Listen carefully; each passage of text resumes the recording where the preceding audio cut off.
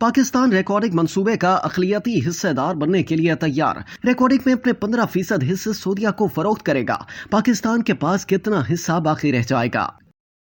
बारेक gold की जानिब से रेकॉर्डिंग प्रोजेक्ट में अपने हिस्से फरोख्त करने से इनकार के बाद सऊदी अरब और पाकिस्तान ने उसूली तौर पर डील पर इत्तफाक कर लिया है और इस सौदेबाजी के तहत पाकिस्तानी हुकूमत अपने 15% हिस्सा सऊदी सरमायाकार को बेचेगी। इस डेवलपमेंट के नतीजे में पाकिस्तान का रेकॉर्डिंग प्रोजेक्ट में हिस्सा 50% से घटकर सिर्फ 35% रह जाएगा। इन 35% में से भी बलोचिस्तान हुकूमत का हिस्सा 25% है जो बरकरार रहेगा, जबकि विफाकी हुकूमत का हिस्सा 25% से घटकर 10% रह जाएगा। इस पेशरफ के साथ ही पाकिस्तान के मजमूई हिस्से भी 50% से घटकर 35% रह जाएंगे और यूं पाकिस्तान इस मंसूबे का अक़लियती हिस्सेदार बनकर रह जाएगा। बलोचिस्तान को अदायगी का मैकेनिज्म बनाने और लेवीज हायर करने का काम रेकॉर्डिंग माइनिंग कंपनी करेगी। सऊदी अरब ने सरमायाकारी के लिए मुस्तकिल सालसी अदालत तक रसाई का मुतालबा भी मनवा लिया। आला अहदेदारों ने दी न्यूज को बताया कि SIFC ना होती तो इस मंसूबे के लिए तयीन इख्तिदार का काम नामुमकिन होता। मुल्क में सरमायाकारी की सूरत हाल अबतर है और ये 1972 के बाद निचली तरीन सतह पर पहुंच चुकी है। हुकूमत पाकिस्तान के एक आला अहदेदार का कहना था कि पाकिस्तान के पास मखसूस कंपनियों के साथ जॉइंट वेंचर्स करने का तजर्बा है।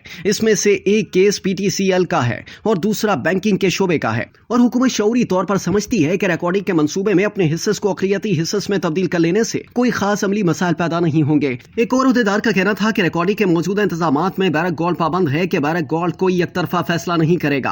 बिलखुसूस सरमायाकारी के हवाले से वो कोई एक तरफा फैसला नहीं कर सकेगी। किसी फौरी जरूरत की सूरत में पाकिस्तान इन शिकों को उठाने का अहल होगा। GDP की शरह के हवाले से सरमायाकारी का घटता हुआ हिस्सा 1972 के बाद से रवा माली साल में तरीन सतह पर पहुंच गया है। पाकिस्तान में कुछ हलकों में तवक्को की जा रही है कि रिकॉर्डिंग में सऊदी अरब के साथ सौदेबाजी से सरमायाकारी का माहौल बेहतर हो सकता है। डी न्यूज के साथ नाम ना बताने की शर्त पर गुफ्तगू करते हुए दो आला अहदेदारों ने बताया, सऊदी अरब से इस डील का ऐलान आइंदा चंद हफ्तों में किसी भी वक्त हो सकता है। सऊदी अरब रिकॉर्डिंग के मंसूबे में शरीक होगा और वो रिकॉर्डिंग के मजीद ब्लॉक्स में अपनी सरमायाकारी भी बढ़ाएंगे। SIFC की मदद से जो कंसल्टेंट हायर किया गया था उसने अपनी रिपोर्ट जमा करा दी है, जिसने रिकॉर्डिंग के मंसूबे के हिस्से फरोख्त करने की राह हमवार की है। अगर SIFC ना होती तो इस मंसूबे के लिए तयीन कदर नामुमकिन हो जाता। खलीज ताउन कौंसिल के साथ आजादाना तिजारत के मुआहदे पर दस्तखत इस सिलसिले में अहम किरदार अदा करेगा, क्योंकि बाहमी सरमायाकारी मुआहदा इसका एक अहम जुज है जिसके तहत फरीकैन को बैनुल अक़वामी सालसी का इख्तियार मिलता है। विफाकी काबीना ने निगरां दौरे हुकूमत में ही